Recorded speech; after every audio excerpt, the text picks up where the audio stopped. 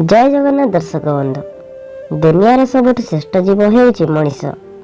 दिनक दिन भारत चीन आदि राष्ट्र में जनसंख्या अति द्रुत बेगर बढ़ी चली, जहाँद्वारा बंचाई खाद्यर आवश्यकता ढेर बढ़ी जाइछि। रिसेंटली एक खबर बहुत भाइराल होबार लगी। से खबर हेउछि जापान एक होटेल रे मनीष मांस लोक मानक परसा जाउछि एवं विश्वर विभिन्न स्थान को यही मांस पठा जाउछि एवं यह आईन सम्मत बा संपन्न भाव में लीगल अटे। रेट लिस्ट मध्य जारी करा जायतिला।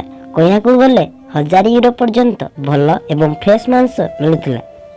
एमिति कि 2014 मसीह रे गोटे आईन तैयारी होइतिला कि मनीष मांस बिकिवा वैध अटे। मनीष मांस आनिया पाई सेमाने मर्डर करिवेनी, बरं यही मांस पाई इच्छुक व्यक्ति बंची थिया बेले होटेल मालिक को 36,000 अमेरिका डॉलर रे बिकवा को हेबो। केवल युवक तथा युवती यही कॉन्ट्रैक्ट साइन करि परिबे। कौन भाबुचंती यही घटना सत्य हो पारे?